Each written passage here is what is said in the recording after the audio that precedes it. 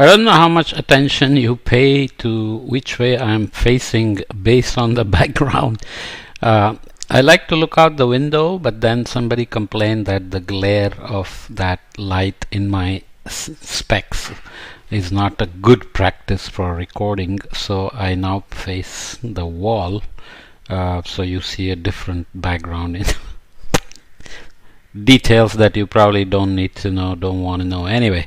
So we are talking about systems which have components and feedbacks between the components, and we are trying to talk about tipping points in the systems and the challenge of knowing how close we are to them, or what the new steady state may be. We may not always know that either, right? So if you think about global warming, we are arguing very hard that 1.5 degrees C and 2 degrees C are good targets, but honestly we don't have a really solid information of on what happens if we go beyond 2 degrees with each 0.1 degree. Let's say we know that things are already bad, glaciers are already melting, sea level is rising in many places, extreme events and so on and so forth.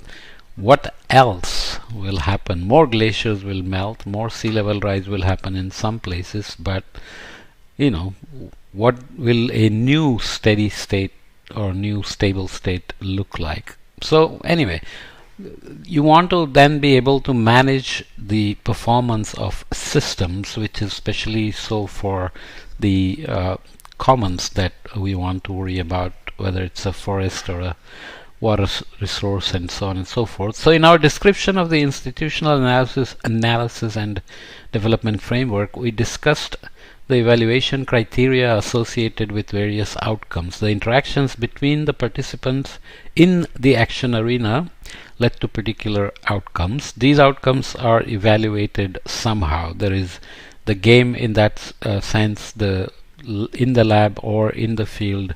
The social dilemma experiments and the action arena were defined, and the outcome was kind of known, and there were some commonalities into how human beings behave. We said it turns out that they are not just rational egoists and so on. So outcomes were evaluated somehow.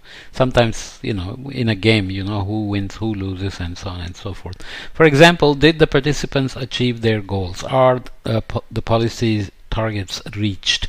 Did the interactions lead to a fair allocation of resources? So that moves towards the commons. Based on the evaluation of the outcomes, the interactions in the action arena continue, and or participants learn and change the rules in use. So there is agency so that participants can modulate the rules and strategies and change the outcome.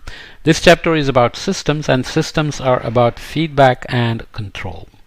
As such, this chapter provides a more general perspective of the IID framework. Let's discuss the example of IID framework applied to taking a course, which you'll see in the next slide again. We have seen it before in chapter 2.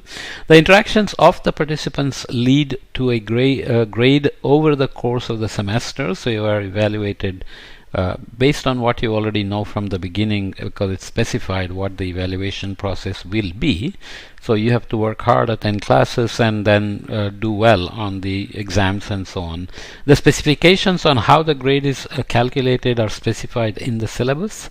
When the professor and the students generate new grade information after an exam, they evaluate this information. This can lead to a continuation of the interactions in the action arena, but may also lead to a change in the attributes of the course participants. Some may drop the course, or some may start studying more if they're unhappy with the first grade midterm or assignment or whatever, or a change in the rules in use. So the professor makes adjustments to the course material for the remainder of the course if he decides the material is too difficult and everybody is struggling, or that it's too easy and everybody is getting an A grade, and so on and so forth, right?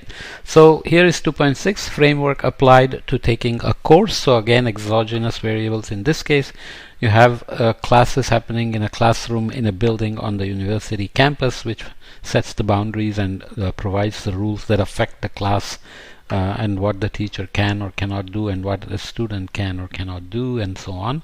Attributes of student population, so it also depends on whether students are all foreigners, native English speakers, they are coming from STEM background, or STEM students taking social science classes. All kinds of things can matter in that sense. University regulations about how many exams, when the semester starts, when the semester ends, when the midterm exam is held, what the rules are if you miss a class because of medical emergency or else, and so on. They feed into and get feedback from students, professor, teaching assistant, and so on in the classroom action arena and the course, and they feedback and respond as we just discussed, and that interacts with lectures. So we did these arrows before without calling it a system, but now we are putting it back in the systems formulation where you have feedbacks, right? So you have lectures, which leads to grades through the evaluative criteria syllabus. So there can be a feedback here. Midterm grade can affect evaluative criteria and the syllabus, and so on, as we just discussed. So earlier in this chapter we mentioned that it's very difficult to know when a system is reaching a tipping point. We only know it for sure once we have passed it. How can we manage complex systems if we have incomplete information about the system? Scholars who have studied resilience and robustness of systems come to a number of insights that might be helpful for managing the systems. Maintain diversity within the social and ecological components of the system. Biodiversity and complexity are always considered good for resilience, which means avoiding tipping points. This includes biodiversity, but also institutional diversity. This diversity contains alternative solutions expressed in DNA or institutional arrangements. Avoid monocultures in agriculture. Crop may be affected at a global scale if all seeds come from the same source and this particular variant becomes vulnerable to a particular pest that may just jump out in a given year. It starts in one place and can spread very quickly and make global crops vulnerable. Likewise, we don't want to have the same institutional arrangements in all jurisdictions. Should be location specific based on many factors that are location specific as well. With institutional monocultures, we cannot learn how others have addressed a similar problem in a different way. If everybody does exactly the same thing with no local relevance, then you obviously will have institutional monoculture, and you don't transfer lessons in one context and one action arena and one culture to another location, and so on. Maintain modularity of systems. Nobel laureate Herbert Simon used the example of a watchmaker to illustrate the importance of modularity. Suppose a watch consists of 1,000 parts. One approach to watch design is to assemble all 1,000 components in one sitting. If the watchmaker if the watchmaker is disturbed or makes an error during the assembly process, she has to start again from scratch. Another design has modules, and the watchmakers can assemble the modules and then put the modules together. A lot of things work this way now because oftentimes modules are available. Even if you want to build a new app, you don't have to start from scratch. You will have components that you can use and build, modular assembly of your app, as an example. Another design has modules, as we said. If a disturbance happens, if the watchmaker only needs to recreate one module. Modules also relate to the governance of social ecological systems, and therefore we have states, countries, and watersheds as units of governance in which new technologies and policies can be experimented with without impacting the rest of the system. So plug and play always makes for a modular system, and assembly and disassembly become very easy. Finally, it is important to keep options open. Maintain redundancy, by which we mean that it is important to maintain some breathing space for the system. If everything is organized in a very efficient way, a disturbance could eradicate a keystone species, a charismatic leader, or the one source of revenue that you may be relying on, like tourism, which happened for a country like Sri Lanka. It's important to have some fat in the system so that a disturbance can be absorbed metaphorically speaking, fat is seen here as redundancy, have two operators of the energy distribution system so that the system can still continue if one of the operators is sick.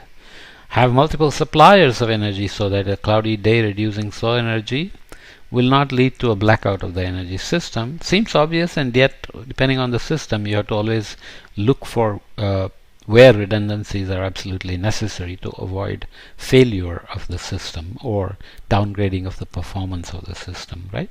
Managing the performance of a system is very hard. It requires practice, continuous learning, and maintaining diversity, modularity, and redundancy. Diversity, modularity, and redundancy.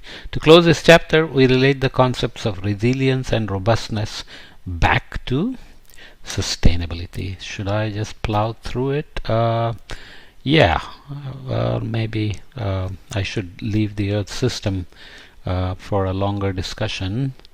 I'm almost 11 minutes here, so let me leave this here, and we'll spend a couple of minutes on looking at the Earth system and try to understand how modular the Earth system is and how interactions among components happen and where the potential tipping points are. Okay, so let me leave this podcast here and see you in the next one.